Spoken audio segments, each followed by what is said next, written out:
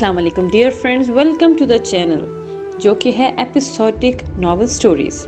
Dear friends, اس channel میں آپ کو ملیں گی بہت ہی اچھوتے ناولز، بہت ہی دلچسپ کہانیاں اور رومانٹک ناولز۔ سو ہمارے ساتھ رہیے، اور اس سے پہلے کہ ہم اپنی کہانی کا آغاز کریں، اس چینل کو لائک کر دیں، اس چینل کو سبسکرائب کر کے بیل کا آئیکن ضرور پریس کر دیجیے گا تاکہ ہمارے چینل سے آنے والے ہر نیو نوٹیفیکیشن کی خبر سب سے پہلے آپ کو ملے۔ اعتبار، اور اس کی قسط نمبر ہے 24۔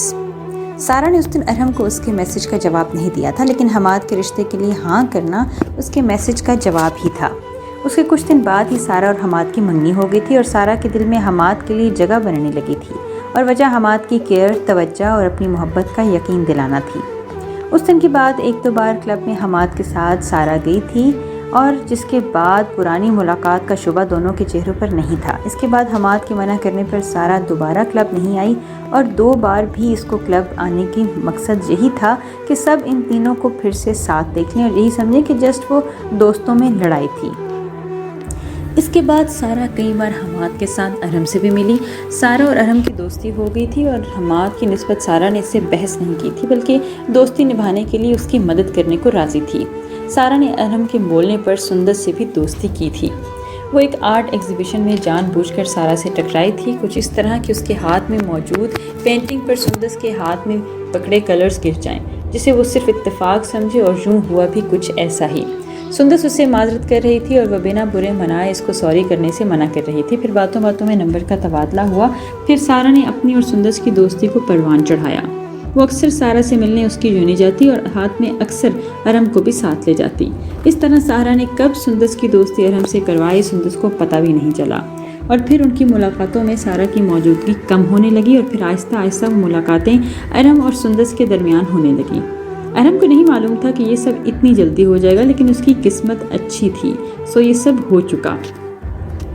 ارحم اور سندس کی ملاقات سے یونیورسٹی تک محدود تھی۔ اگر یونیورسٹی میں ملنا ہوتا تو سارا ساتھ ہوتی تھی۔ اس 2 مہینے کی دوستی میں ارحم نے سندس کا ہاتھ تک نہیں پکڑا تھا، شاید اس لیے وہ ارحم سے اتنی جلدی متاثر ہو گئی تھی، کیونکہ وہ باقی لڑکوں کی طرح ڈیمانڈ نہیں کرتا تھا جیسے اس کی دوستوں کی منگیتر یا بوائے فرینڈز کرتے تھے۔ لیکن اس سب میں حیران کن بات یہ تھی کہ یہ بات نہ ہی سارا نے حماد کو بتائی تھی، اور نہ ہی ارحم نے، اور اگر اس کو پتہ چلتی تو سارا وہ کو کبھی ساتھ دینے کا نہیں بولتا۔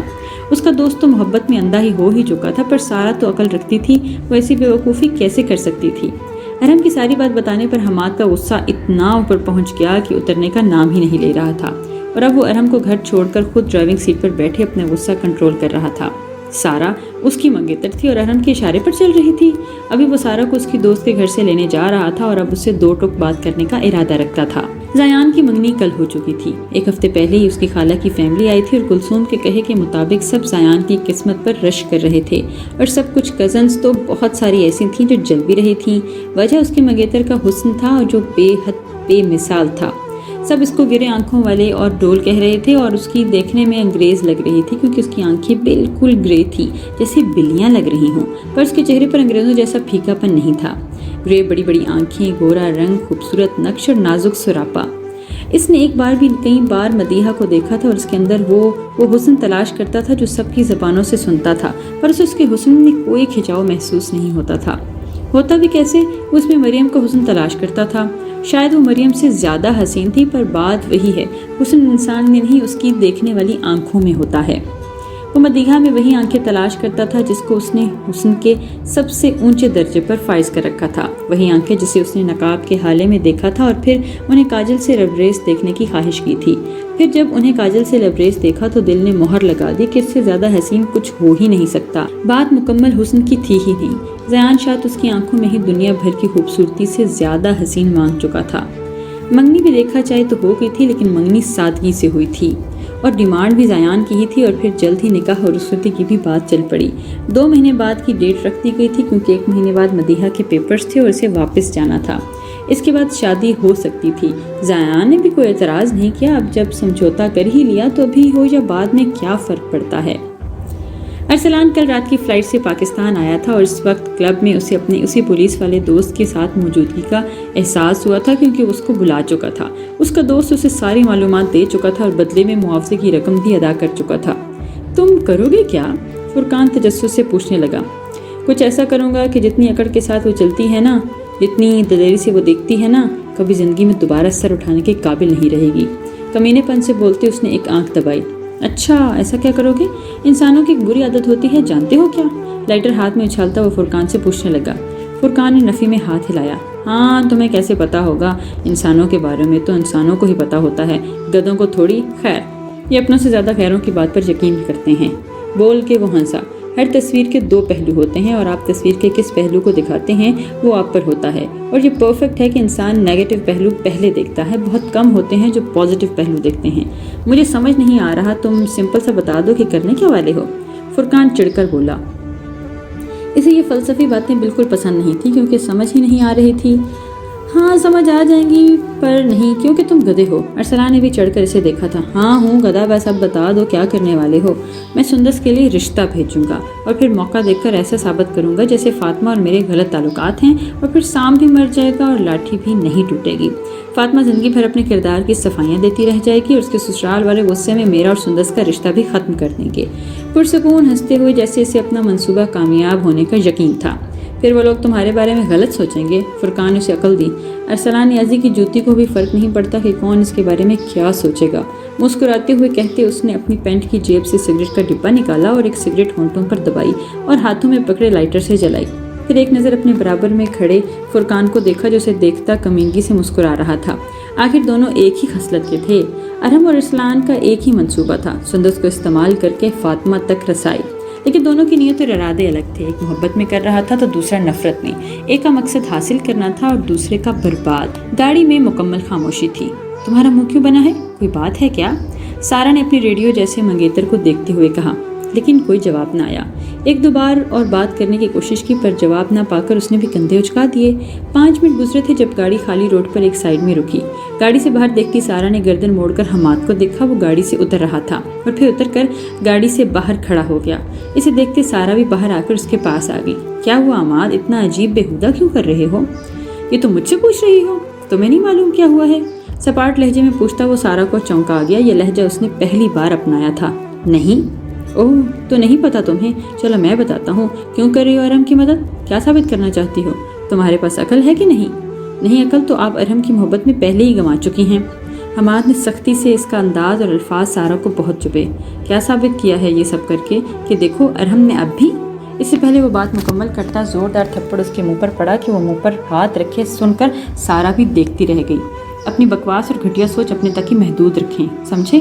तुमसे डरती नहीं हूँ। मैं तुम्हारा रिश्ता अपनी मर्जी से कबूल किया है, किसी के दबाव में नहीं। अगर एक बार मना करती ना तो मेरे घर वाले दोबारा जिक्र भी नहीं करते तुम्हारा, समझे इस बात को? और रही बात अरहम की, तो वो मेरा दोस्त है, उसकी सफाई में तुम्हें नहीं दूंगी।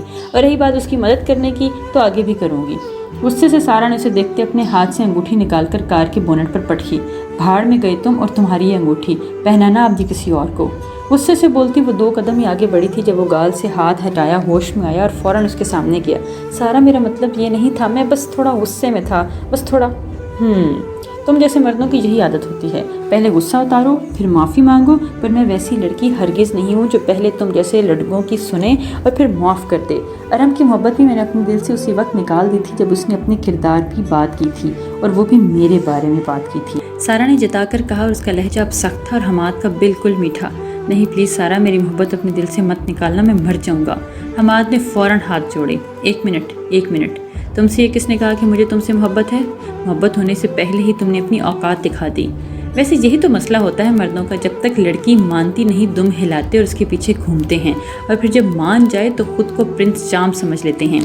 कहते हुए सारा उसके बराबर से निकलने लगी जब वो वापस उसके सामने आया। प्लीज़ ऐसा मत करो, मैं गधा हूँ यार, मैं वो सब नहीं बोल रहा था ना, ऐसा सोच सकता हूँ, वो पता नहीं गुस्से में कैसे। प्लीज़ ऐसा मत करो, ये अंगूठी पहन लो। उसने फ़ौरन अंगूठी सारा के आगे की। नहीं, सीने पर हाथ बांधे संजीदगी से कहा, यार ये क्या मसला है? नाराज़ होने का इरादा मैं लेकर आया था और मनाना पड़ रहा है। हमाद झंझलाकर बोला, तो ऐसी हरकत मत किया करो ना कि मनाना पड़ जाए। अच्छा चलो ये रंग पहन लो और प्लीज़ गाड़ी में बैठो, सुनसान एरिया है। नहीं, मैं खुद चली जाऊँगी। वैसे ही कहा। हमाद ने एक नज़र सुनसान रोड को देखा, फिर उसके होंठों पर फातिहाना मुस्कुराहट आई। ओके, जैसे तुम्हारी मर्जी। वैसे मेरी सर्विस अब तक है, मैं वहाँ गाड़ी पर बैठकर इंतज़ार कर लेता हूँ, जब थक जाओ तो चल लेना। बोलते हुए बड़े मज़े से घूमा और गाड़ी के बोनेट पर बैठा। सारा ने एक तिरछी नज़र इस पर डाली और नफ़ी में सर हिलाती रोड के बीच में खड़ी हो गई। हमाद गुनगुनाता सुकून से गाड़ी पर बैठे उसे देखने लगा। पिंक टी शर्ट और ब्लैक जीन्स पर बालों का मेसी जोड़ा बनाए हल्के फुल्के मेकअप में वो प्यारी लग रही थी और धूप पड़ने की वजह से मज़ीद दिलकश। 5 मिनट ही गुजरे थे जब सामने से ब्लैक विगो गाड़ी आई नजर आई और उसके सारा के होंठ मुस्कुराहट में ढले और वो गाड़ी सारा के सामने आकर रुकी और साथ ही हमाद का गुनगुनाना भी रुक गया। गाड़ी में खूबरू लड़का बैठा था जो सारा की दिलकशी से देखकर मुस्कुराया था और साथ ही अंदर बैठने का इशारा भी किया। सारा ने एक तिरछी नज़र हमाद के उतरते मुंह पर रख डाली और फिर मुस्कुराकर गाड़ी में बैठने लगी। इससे पहले वो गाड़ी में बैठती हमाद उसके सामने आके फौरन घुटनों के बल बैठ गया और साथ ही कान भी पकड़ लिए। सारा बेसाख्ता हंसती फिर एक अदा से बोली, प्लीज़ हटो, मुझे बैठने दो, मैं लेट हो रही हूँ। हमाद फौरन गुस्से से खड़ा हुआ और एक नज़र अंदर बैठे इस बॉडी बिल्डर को देखा जो नागवारी से इसे देख रहा था। फिर पूरे हक से सारा का हाथ पकड़ते उसे अपनी गाड़ी की तरफ ले जाने लगा। सारा भी मुस्कुराती उसके साथ चलने लगी। इस बार इसने हाथ नहीं छुड़वाया। शायद इतना सबक बहुत था आज के लिए, लेकिन मजाक कभी कभी उल्टा पड़ जाता है, जैसे अभी पढ़ने वाला था। वो गाड़ी वाला नौजवान गाड़ी से उतरकर हमाद के सामने आया और सारा का हाथ छोड़ने बोला। हमाद ने इसे उछंबे से देखा जो उसकी मंगेतर पर अपना हक जता रहा था। हैरत तो सारा को भी हुई थी। जब हमाद ने इसे गुस्से से पीछे हटाया तो उसने एक झटके से हमाद को पीछे किया और सारा का हाथ पकड़ने लगा, लेकिन उससे पहले हमाद ने उसका हाथ झटक दिया। सारा हैरत से सब देखने लगी। सारा ने बीच में इस आदमी को कहा कि वो उसके साथ ज़बरदस्ती नहीं कर रहा था, बल्कि वो उसके साथ ही है, पर इस इंसान का इरादा सारा को अपने साथ ले जाने का था। इस नौजवान ने हमाद के मुँह पर एक पंच मारा था जब किसी ने बीच में ही इसका हाथ पकड़ लिया। हमाद ने फौरन सारा को देखा। वो गुस्से से इस नौजवान का हाथ पकड़े खड़ी थी और फिर अगले ही लम्हे फुर्ती से उसने हाथ छोड़ा और फिर अपने नाजुक हाथ का पंच इस नौजवान के मुंह पर मारा। इस नाजुक हाथ का पंच इतना नाजुक था कि नौजवान 2-3 कदम लड़खड़ाकर पीछे हुआ और साथ ही उसकी नाक से खून निकलने लगा। हमाद मुंह खोले सब देख रहा था। इस आदमी ने गुस्से से सारा को देखा और इसकी तरफ बढ़ने लगा। जब सारा ने लम्हों में अपने दोनों हाथ हमाद के कंधों पर रखे और अपने दोनों पांव हवा में बुलंद किए और इस तरह इसकी गर्दन पर मारे कि अगले लम्हे वो हट्टा कट्टा नौजवान जमीन पर बेहोश पड़ा था। इसके अचानक कंधा पकड़ने पर हमाद गिरते गिरते बचा, लेकिन सारा का ये रूप देखकर वो बहुत ही जल्द गिरने वाला था। Black belt? हमाद की हैरत से तख्ते पर फखरिया मुस्कुराकर जताया। अब हमाद को समझ में आया कि उसके नाजुक हाथ के थप्पड़ की वजह से गाल अब तक क्यों दुख रहा था। सारा ने अपनी एक टांग ऊपर की और हमाद डर के पीछे होने लगा, लेकिन इसके पीछे होने से पहले सारा ने इसके कंधे पर टांग रखी और अपने सीधे हाथ की पहली उंगली से इसे नीचे बिठाने का इशारा किया।